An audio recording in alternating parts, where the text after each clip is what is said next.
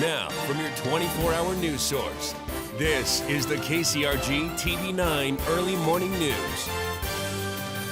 Longest-serving governor. Today's a big day for Governor Branstad as he becomes the longest-serving governor in American history.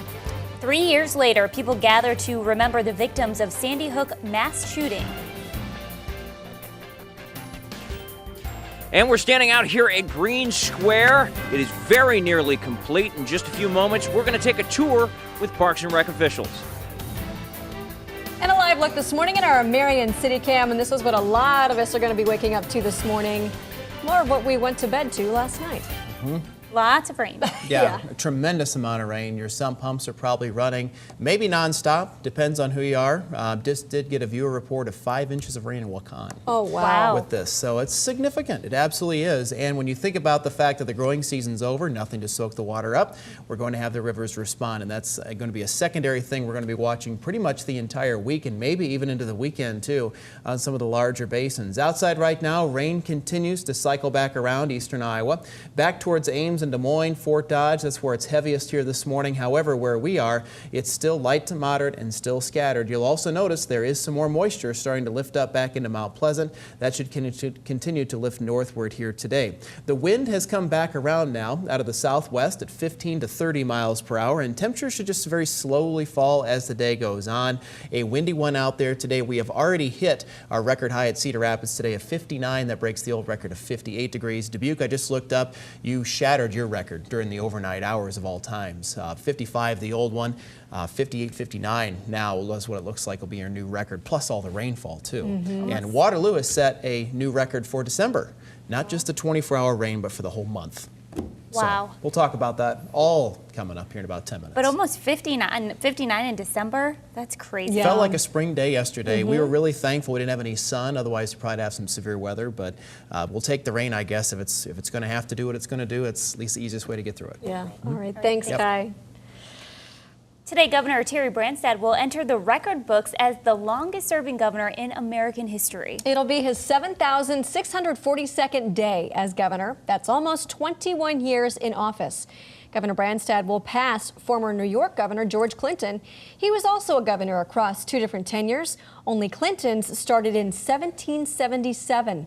Branstad will hold an official celebration tonight at the state fairgrounds. Democratic presidential candidate Bernie Sanders spent all of his weekend traveling around eastern Iowa. The Vermont senator made 8 stops, including in Mount Vernon at Cornell College yesterday. Sanders enjoyed some momentum at the beginning of his campaign, but can he recapture that in time for the Iowa caucuses in 7 weeks? Well, TV9's Bria Love reports. Sanders filled every seat here at Cornell College Sunday night, all in effort to give his supporters a future to believe in. He entered to a standing ovation, which continued on as he touched on many of his campaign issues. Sanders discussed the economy, education, the working class, and made a special note about veterans. Tell me what you think. Before he spoke to the crowd, he met with more than a dozen Iowa veterans, giving them the chance to share their stories. I am the former chairman of the U.S. Senate Committee on Veterans Affairs, and if elected president, I will make certain that every veteran in this country gets the quality health care that they deserve and the benefits they need in a timely fashion. Sanders also made it a point to share his opposition against the war on Iraq and his plans to defeat ISIS. It is, in my view, ISIS must be destroyed, but we must do it in a way that is sensible and that does not lead to unintended consequences. Sanders says the only way to bring change is for millions to stand up and demand a difference. He says working with the 1,100 in attendance and other supporters across the country, they together can transform the nation. In Mount Vernon, Bria Love, KCRG TV9 News. In recent weeks, Texas Senator Ted Cruz has gradually edged up in the polls of Iowa Republicans. Over the weekend, Cruz came out on top of the Republican field in the last 3 polls of Iowans. He has a 10-point lead in the Des Moines Register's Iowa poll from Saturday and has the lead in a Fox News poll that came out on Sunday. The Fox poll of more than 400 respondents has Cruz and Donald Trump in a statistical tie. Cruz has 28% to Trump's 26%, but there's a 4.5% margin of error. Florida Senator Marco Rubio is third at 13%, and retired neurosurgeon Dr. Ben Carson is fourth at 10%. After that, the field falls off pretty quickly. Former Florida Governor Jeb Bush and Kentucky Senator Rand Paul each received 5%. No one after that was higher than 2%. The Fox poll now marks the third straight poll of Iowa Republicans where Cruz came out on top. Before that, Trump and Carson had been either first or second in Iowa polls going all the way back to August. On Friday, Trump attacked Cruz on energy policy during his campaign stop at the state fairgrounds in Des Moines. Trump told CNN that Cruz's lead in Iowa will be short-lived. He also said that people should vote for him over Cruz because he says he's more capable of being a leader. I like him. He's been so nice to me. I mean, I could say anything, and he said, I agree, I agree. But I think the time will come to an end pretty soon, it sounds like. More presidential debates are coming up this week. The Republican candidates will meet on Tuesday at the Venetian in Las Vegas. The first debate will be at 5, the primetime debate at 7:30 on CNN. Chris Christie will return to the primetime debate. He'll join others, including Trump, Carson, Cruz, and Rubio. On the Democratic side, the 3 candidates meet in 6 days on December 19th in Manchester, New Hampshire. That will air on ABC. Today marks the 3rd anniversary of the mass shooting at Sandy Hook Elementary School in Newtown, Connecticut. 20-year-old Adam Lanza, a man with mental illness, killed 6 adults and 20 children on December 14th of 2012. He shot his own mother before attacking the school. Lanza turned his gun on himself as police closed in. Nicole Hockley was the mother of one of the victims, 6-year-old Dylan Hockley. She says it's still hard to not see Dylan joining his classmates who are now in 4th grade. You know, I can picture Dylan running through the halls, and that's hard. And seeing kids, especially the age that he should be now. According to a review by the Associated Press, in the 3 years since the shooting, dozens of new state laws have actually made it easier to get guns and carry them in public places. Those laws have also made it harder for local governments to enact restrictions. Aviel Richmond, age 6. Over the weekend, some eastern Iowa groups met to honor the Sandy Hook victims. Metro High School students read off the names of the Sandy Hook shooting victims in front of the First Lutheran Church in downtown Cedar Rapids Saturday afternoon. And the national group Moms Demand Action organized a rally in Iowa City to advocate for stronger gun laws.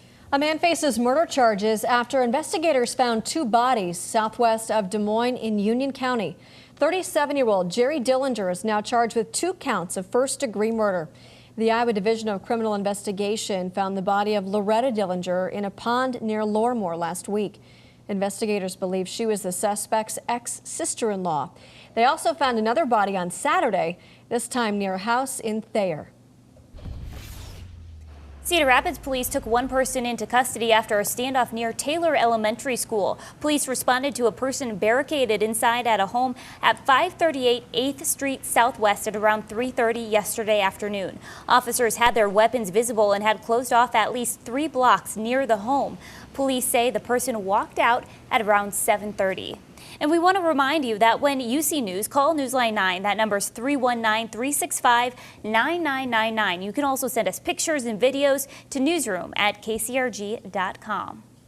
Well, people in downtown Cedar Rapids now have a renovated park to enjoy. Green Square is now open after a $2 million renovation. TV9's Forrest Saunders is live this morning from Green Square. And Forrest, this renovation has some new features that weren't in the old Green Square park. Oh, there are a ton of new features. You know, there's a clear walkway from the museum all the way over to the library. We've got new seating. We've got a new water feature. The list goes on and on.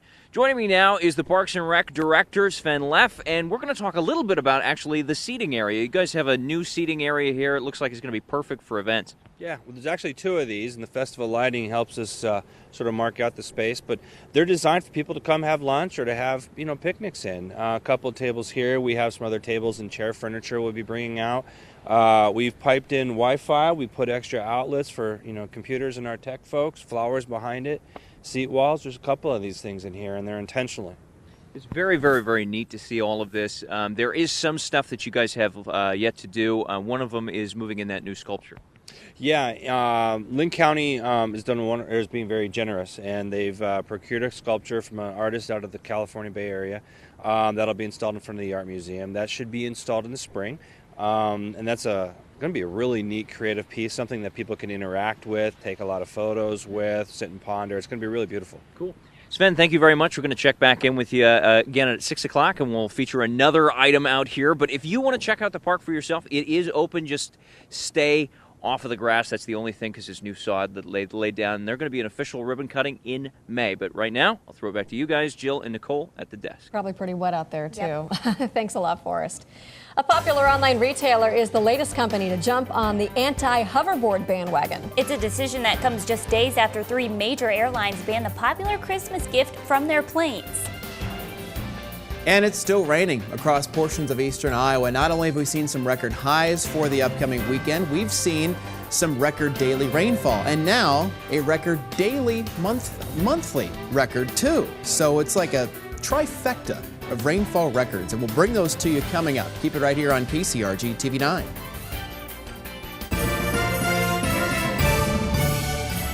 Hey, I'm A1C Mittal, stationed in Misawa, Japan. I wanted to wish my friends and family in the Quad Cities happy holidays and Merry Christmas. Love you guys.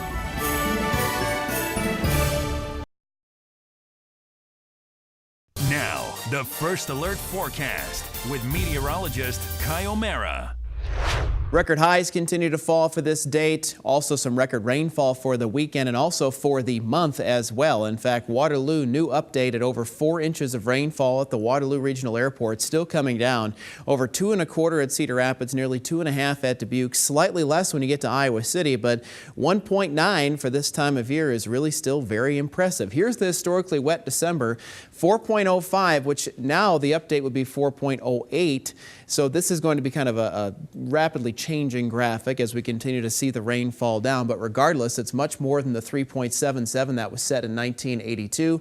The normal rain for December is 1.2, or the normal rainfall equivalent is 1.2. So this is actually a highly unusual event for this time of year. A loop of pinpoint Doppler radar continues to show some light to moderate rainfall coming in. We've got another batch down towards the south. That should pinwheel up here today as well. In terms of any snow, it's mainly confined west of I-35 this morning, not causing any issues yet. If you are traveling west of Des Moines, you may run into some wintry weather later on today, but where we are, it's going to stay as all rain. We've also established a new record high in at least Cedar Rapids and Dubuque at midnight, as the temperature then was around 59 degrees. We're at 49 currently at Marion, 50 Iowa City, 46 now in Waterloo. Breezy southwesterly winds are kicking in. Here's the Cedar River, the latest data for you, and this is the part of the TV9 viewing area that saw the heaviest amounts of rain. We're going to see the river come up. There are flood warnings out for the Cedar River, and this is going to be something we're going to be addressing here as we work forward here this work week. Up to 7 feet now at Cedar Rapids, 8.5 at Palo, little over 9 feet now in Vinton.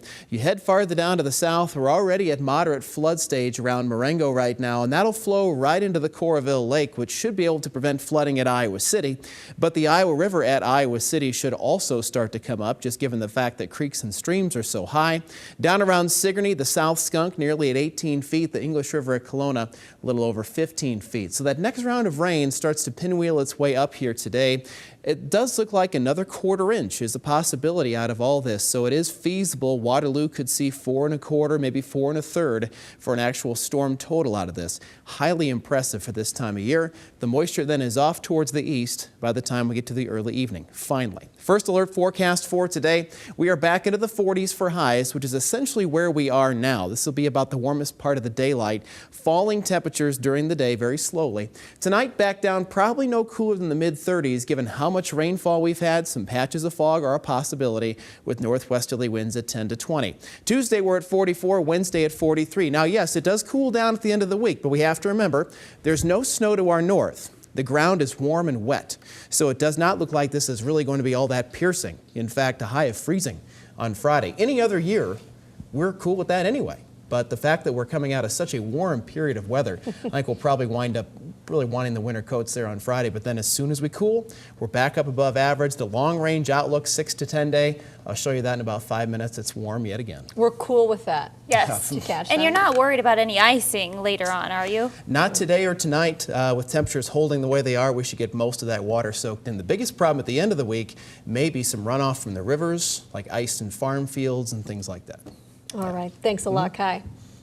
Well, still to come this morning, we might have to wait a little longer to see a woman on the $10 bill. The Treasury Department says the public is given too much input to make a decision. Stay with us here on TV 9. It's now 5:46.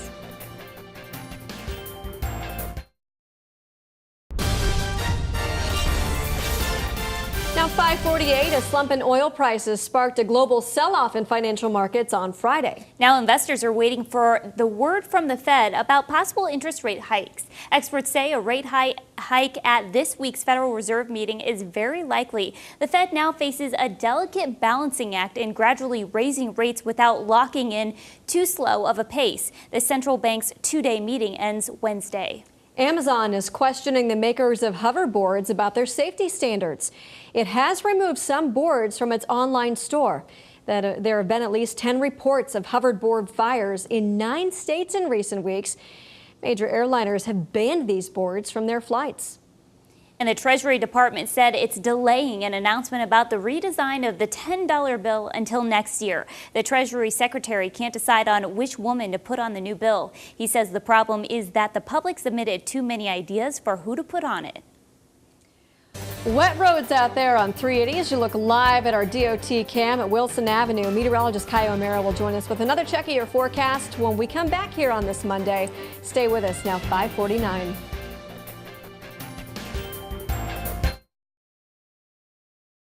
Now, the First Alert Forecast with meteorologist Kai O'Mara. We've had better weekends, no doubt about it. Plan on gusty wind. We'll have some falling temperatures. We had a lot of rainfall come through this weekend. Dan Murphy in Hazleton, 3.11, around 3 inches, says Danny Fisher in Belle Plaine.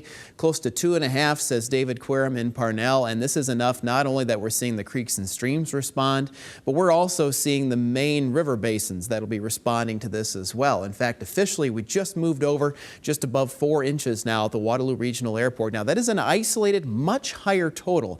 That was mainly due to some thunderstorm action that came through Saturday night early on Sunday. Elsewhere, temperatures have primarily ranged into the 40s and 50s, and rainfall has generally been from 2 to around 3 inches. Also had one isolated higher report around 5 inches at Waukon during the night. A loop of pinpoint Doppler radar does show most of this moisture. The heaviest is out in central sections of the state now, finally, but you'll see some more light scattered activity coming in from the south. The wind this morning, definitely noticeable. It's gusty out of the southwest at 15 to 30 miles an hour. So with the showers in the area, the wind in the area, we will slowly see our temperatures fall today. We've officially hit a record high at midnight at 59 degrees at the Eastern Iowa Airport. Breaks the old record of 58, as if we need to break any more. Tuesday, we're at 44. It does get cooler for the end of the week, but cooler is a relative term. 32 is like it's about the first average day we've had so far this month, and then there's going to be another warm-up right after that going into next week. All right, thanks, Kai. Now here's Josh with a look at what's coming up in sports.